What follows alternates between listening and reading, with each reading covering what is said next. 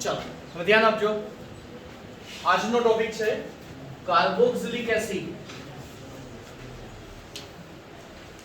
ના વ્યુત્પન્ન હમણાં પ્રીવિયસ લેક્ચરમાં જ ભણ્યા શું કાર્બોક્સિલિક એસિડના વ્યુત્પન્નોમાંથી કાર્બોક્સિલિક એસિડની બનાવટ બરાબર એ ટોપિક ભણ્યા ખ્યાલ હશે તમને હવે આ જે ટોપિક છે એને રીઉંધો એ જ કાર્બોક્સિલિક એસિડમાંથી આપણે બધા જુદા જુદા સમૂહ બનાવવાના તો ગયા લેક્ચરમાં આપણે 4 સમૂહ બનાવ્યા હતા કયા એસિડ ક્લોરાઇડ એસિડ એનહાઇડ્રાઇડ એસ્ટર અને એમાઇડ બરાબર તો બસ એ જ 4 સમૂહ એ જ 4 ક્રિયાશીલ સમૂહો કાર્બોક્સિલિક એસિડમાંથી બનાવવાના છે ચાલો પહેલું આપણે લઈએ એસિડ એનહાઇડ્રાઇડ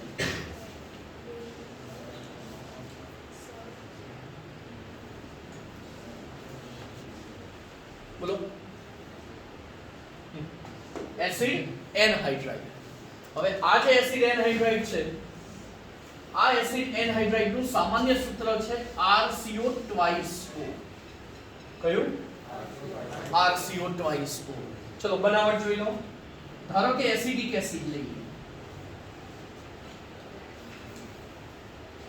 બરાબર તો એસિડિક એસિડના બે અણુ લઈએ અને પ્રક્રિયા છે નિર્જલીકરણ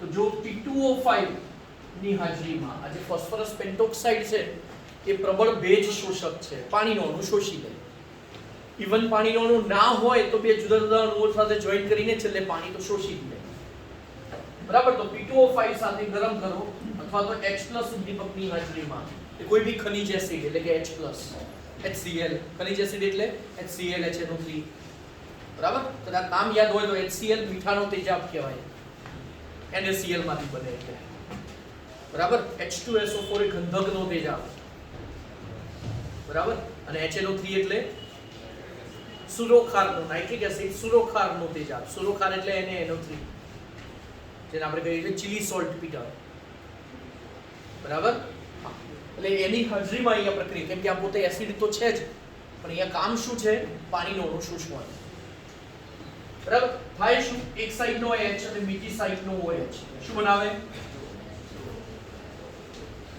બનાવે H2O બરાબર બાકીનું જોઈન કરો CH3 C double bond O O C double bond O CH3 combine કરી લખો શું થાય CH3CO કેટલી વાર અને O કેટલા તો શું બન્યું આ અને એનું નામ શું એસિટિક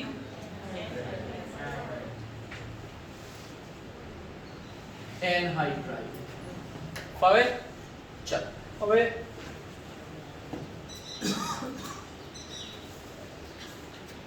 તો એસિટિક એસિડના બે અણુ આપણે અહીંયા લીધા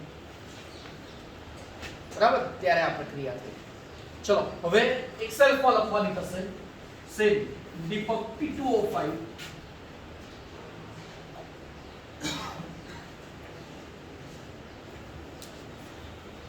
એક છે એસિડિક એસિડ બીજો બેન્ઝોઇક એસિડ બરાબર એસિડિક અને બેન્ઝોઇક એસિડ તો આ બે અણુ એકબીજા સાથે જોઈન થાય તો કેવી રીતે ધારો કે અહીંનો OH ને આ સાઈડનો OH શું બને H2O બરાબર અને મળ્યું શું CH3CO પછી અહીંયા OCO C6H5 નામ યાદ છે સામાન્ય નામ બોલો તો એસિટિક બેન્ઝોઇક એનહાઇડ્રાઇડ યાદ હોય તો આનું જ પાણી સાથે પ્રક્રિયા કરો તો શું બને પાછા આ બે બંધાતા પ્રીવિયસ લેક્ચરમાં જ કરાયું બરાબર અહીંયા બે ભેગા થઈને પાછું આ બનાવે છે એટલે સામાન્ય નામ બોલીએ તો એસિટિક બેન્ઝોઇક એનહાઇડ્રાઇડ એટલે IUPAC નામ બોલીએ તો બેન્ઝોઇક ઇથેનોઇક એનહાઇડ્રાઇડ યાદ આવ્યું મિશ્ર એનહાઇડ્રાઇડ છે ટેક્સ્ટબુકમાં આઈ થિંક આપેલું નથી જો તો ટેક્સ્ટબુકમાં એક પ્રક્રિયા આપેલી છે એસિડિક એનહાઇડ્રાઇડ. પછી બીજી નહીં નથી. પણ ખ્યાલ તો આવ્યો ને? એવી રીતે કોઈ પણ બે કાર્બોક્સિલિક એસિડ ભેગા કરીને એમાંથી તમે એનહાઇડ્રાઇડ બનાવી શકો. બરાબર? થેલિક એસિડ નું સૂત્ર યાદ છે? બોલો. બેન્ઝીન પર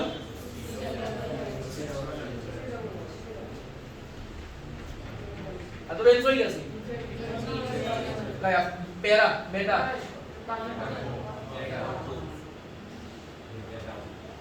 બરાબર? હા, અને આને જો તમે P2O5 ની હાજરીમાં અથવા તો સિમ્પલ ગરમ કરો ને, P2O5 અથવા તો સિમ્પલ, એ બી કેવી રીતે? થેલિક એસિડ નો પાવડર લેવાનો. આપણે ટેલ્કમ પાવડર જેવો પાવડર આવે, એકદમ ફ્લફી. ફ્લફી એટલે ખબર છે ને? ટેલ્કમ પાવડર કેવું લીસું હોય એવું. બરાબર? તો આપણે બાષ્પ વાટકી જોઈએ છે, એની ઉપર એની અંદર એ પદાર્થ રાખવાનો. બરાબર? અને પછી એની ઉપર ફિલ્ટર પેપર મૂકવાનો, સફેદ કલરનું આવે ને, હા, એમાં વચ્ચે હોલ પાડી દેવાનો નાનો એવો. અને એ હોલ કઈ રીતે પાડવાનો કે એક્ઝેક્ટ પાર્ટ દેખાવો ના જોઈએ હોલ, પણ એ પાડીને એની આજુબાજુનું રહેવું જોઈએ. સમજ પડી? તમે હોલ પાડો ધારો કે કાગળ ઉપર, અને તમે ધારો કે પેન મારી અને છોડ દીધી, તો પછી થોડો ભાગ રહે, આપણે અંદરનો ભાગ કોતરી નથી નાખવાનો જે હોલ દેખાય એવો. સમજ પડી? હા, એટલે એમાંથી વરાળ ધીમે ધીમે નીકળવી જોઈએ. પછી એની ઉપર ઊંધી ફનેલ મૂકી દેવાની. ફનેલ ખબર છે ને? ગળણી, જેની મદદથી બ્યુરેટની અંદર તમે પેલું ભરો છો એ, હા, એ ઊંધી મૂકી દેવાની. અને પછી જો આપણે એને નીચેથી એને ગરમ કરો થેલિક એસિડને, તો સેમ અહીંયા પણ એક બાજુથી OH ને એક બાજુથી H, શું મળે? તો મળે થેલિક એનહાઇડ્રાઇડ. ને થેલિક એનહાઇડ્રાઇડના લાંબા રેસા, લાંબા એકદમ પતલા. સમજ પડી? અને ક્યાં જમા થાય? ક્યાં જમા થાય? ફનેલ ઉપર થોડા આવે, પણ મેઇન બધું ક્યાં આવે? હા, પેલા કાગળ ઉપર. ખ્યાલ આવ્યો? અને એની ક્વોલિટી ઉપરથી અમારે જે કોલેજમાં જે એક્ઝામ થતી હતી ને, અમે એની ક્વોલિટી ઉપરથી માર્ક્સ મળે. સમજ પડી? અને ખ્યાલ આવી ગયો હશે જે સમજાવવા માંગ્યું. બરાબર? હા, તો એ આ જ પ્રક્રિયા થાય એમાં પણ. અને એમાં થેલિક એનહાઇડ્રાઇડ મળે. એ જ અહીંથી હોય ને એનો H જાય. હા, પછી એમાં આઇસોથેલિક એસિડ હોય ને, કે ટરથેલિક એસિડ હોય તો ના મળે, કે દૂર દૂર સમૂહ થઈ ગયા ને એટલે. બરાબર? એટલે મેટાસ્થાને હોય એટલે આઇસોથેલિક એસિડ ને, પેરાસ્થાને હોય તો ટરથેલિક એસિડ. તો એના તમને અવક્ષેપ એટલે તમને એના હાઇડ્રાઇડ એના નથી મળતા. એટલે એની ઉપરથી ખબર પડે કે ભાઈ આ થેલિક એસિડ જ છે, આઇસો કે ટર નથી. ખ્યાલ આવ્યો? અને અહીંયા મળે એટલે આ એક એક્સ્ટ્રા લખી સમજૂતી માટે. નામ છે થેલિક એનહાઇડ્રાઇડ.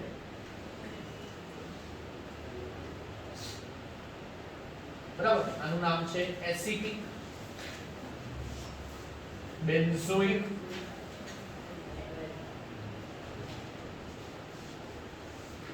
એનહાઇડ્રાઇડ. બરાબર? લખી લો.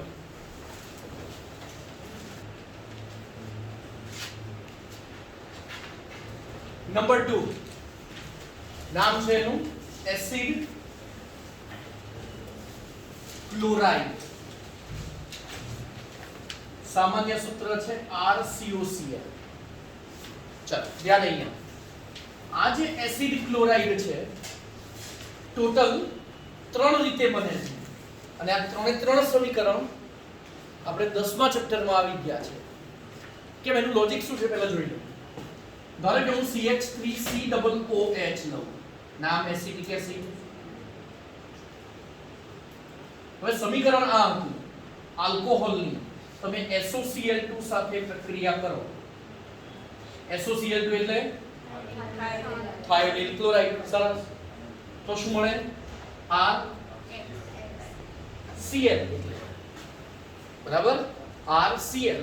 અને આ જે OH છે એ પેલા SO2 બનાવે, અને હજી એક H વધ્યો એ HCl બનાવે. બધામાં આ જે પ્રક્રિયા છે એ કેવી છે? ખૂબ જ અસરકારક છે, 100% નિપજ આપે. અને બીજી વસ્તુ SO2 એ વાયુ છે અને HCl પણ વાયુ છે, ખબર હોય તો. બરાબર?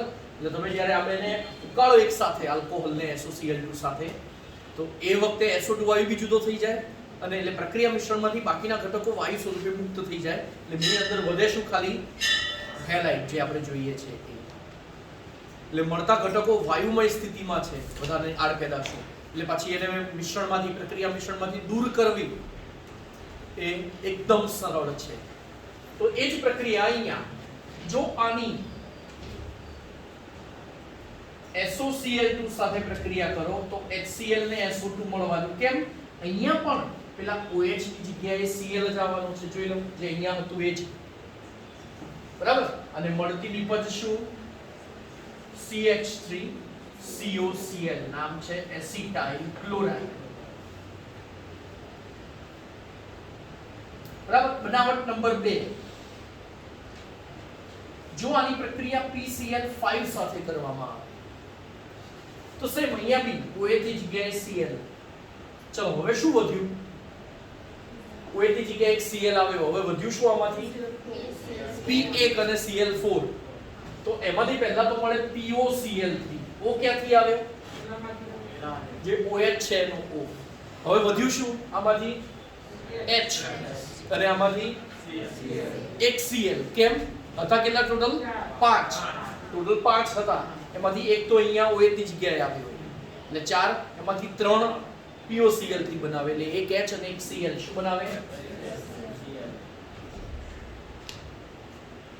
ખબર પડે છે બે પ્રક્રિયાઓ પૂરી ત્રીજી પ્રક્રિયા એસિટિક એસિડ એની જો તમે PCl3 ફોસ્ફરસ ટ્રાઇક્લોરાઇડ સાથે કરો તો 3 Cl તો 3 મૂળ તો 3 CH3CO 3 Cl સાથે જોડાઈ જાય હવે શું વધ્યું H3 Pa અને O3 બરાબર આનું નામ છે ફોસ્ફરસ એસિડ તો આ છે એસિટિક એસિડ આ છે એસિટાઇલ ક્લોરાઇડ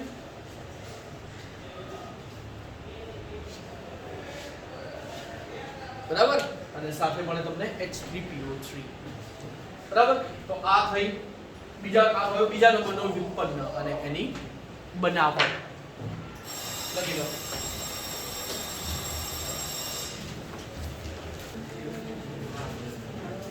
બનાવટ નંબર 3 એસ્ટર પ્રક્રિયા કહેવાય છે એસ્ટરીકરણ એસ્ટર CH3COOH અને મિથેનોલ H+ દીપકની હાજરીમાં જ્યારે એસિડ અને આલ્કોહોલ ભેગા કરીએ ત્યારે કાર્બોક્સિલિક એસિડ મળે મિથેનોલ અને સામે છે એસિટિક એસિડ તો આની બનાવટમાં આટલું ધ્યાન રાખવાનું શું જોજો કે અહીંથી H અને અહીંયાથી OH શું બનાવે પાણી બરાબર અને બાકીના ભેગા થઈ જાય કયા CH3CO OCH3 O સાથે એક કાર્બન એટલે અને બાકીનું એસિટેટ તો નામ થયું મિથાઇલ એસિટેટ બરાબર તો એસિટિક એસિડ મિથેનોલ તો સામે નિપજ મળે છે મિથાઇલ એસિટેટ ખ્યાલ આવી ગયો છે બરાબર તો આ રીતે મિથાઇલ એસિટેટ બને હવે જો હું ઇથેનોલ અને એસિટિક એસિડ લઉં તો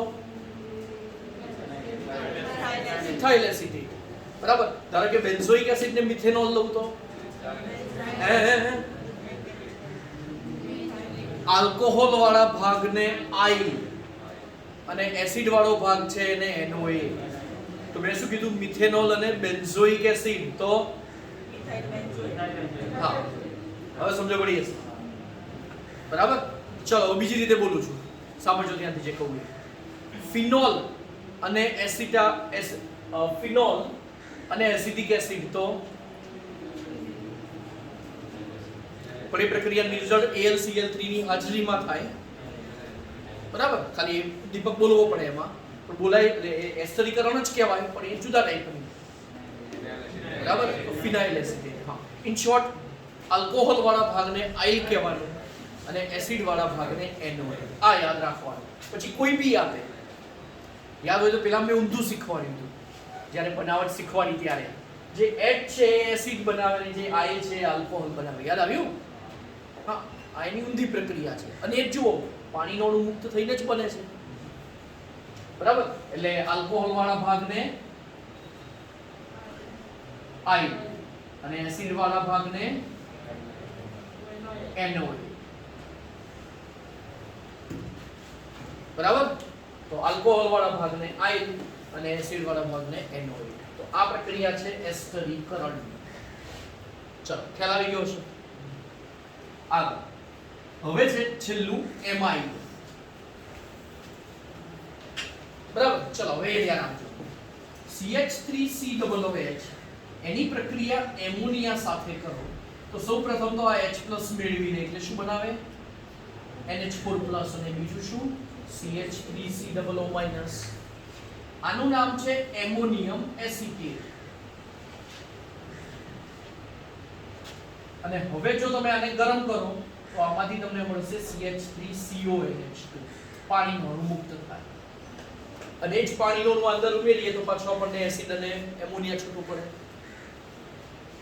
બરાબર? એટલે ખ્યાલ આવી ગયો છે. એટલે એસિડિક એસિડમાંથી એસિટેમાઇડ મળ્યું, એમાંથી એસિટેમાઇડ. ચલો, જો બેન્ઝોઇક એસિડ લઉં તો શું મળે?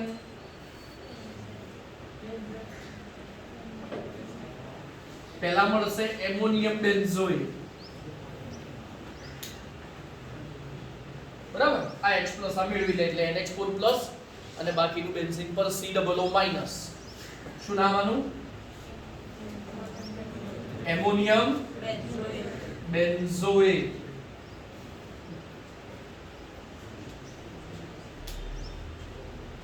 અને હવે જો તમે આને ગરમ કરો, પાણીનો અણુ મુક્ત થાય,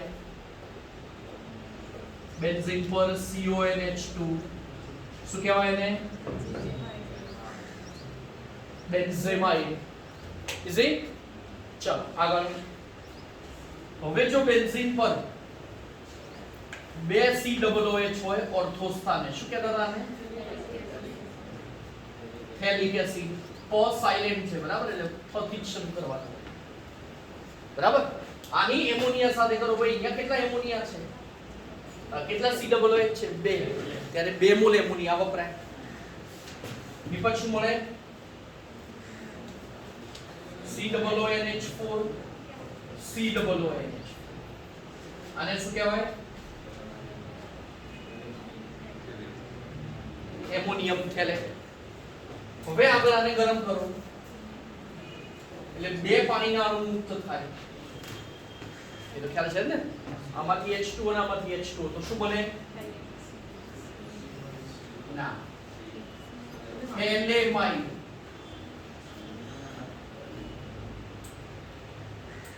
અને હવે આને તીવ્ર ગરમ કરતા, બરાબર? ત્યારે હવે આમાંથી એમોનિયા છૂટવો પડે છે. અને એમોનિયા છૂટવો પડે ત્યારે અહીંયાથી NH2 અને આમાંથી એક H, એટલે એમોનિયા થઈ ગયો. અને બાકીનું જોઈન્ટ થઈ જાય. શું જોઈન્ટ થાય જુઓ તો પહેલા? બેન્ઝીન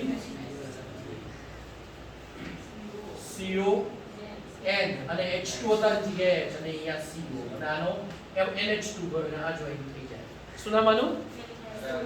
થેલિમાઇડ. અને આનો ઉપયોગ શેમાં થાય? ગેફ્રિયલ થેલિમાઇડ. એને આગળ બનાવટ પ્રાથમિક એમાઇન માત્ર મળે એમાંથી, ખબર છે ને? ખ્યાલ આવ્યો? તો મોસ્ટ ઇમ્પોર્ટન્ટ પ્રક્રિયા છે તે ધ્યાન રાખજો, બરાબર? તો 4 બનાવટો પૂરી થઈ. નંબર 1 હતી કઈ? પહેલો નંબર એસિડ એનહાઇડ્રાઇડ. પછી એસિડ ક્લોરાઇડ, બરાબર? થર્ડ નંબર એસ્ટર. પ્રક્રિયાનું નામ એસ્ટરીકરણ. ચોથું છે એમાઇડ. એના 2 સમીકરણ તો સાવ છે. ત્રીજું ખાલી એક ઇમ્પોર્ટન્ટ યાદ રાખવાનું. એમાં તીવ્ર પહેલા થેલેમાઇડ છે, પછી થેલિમાઇડ છે.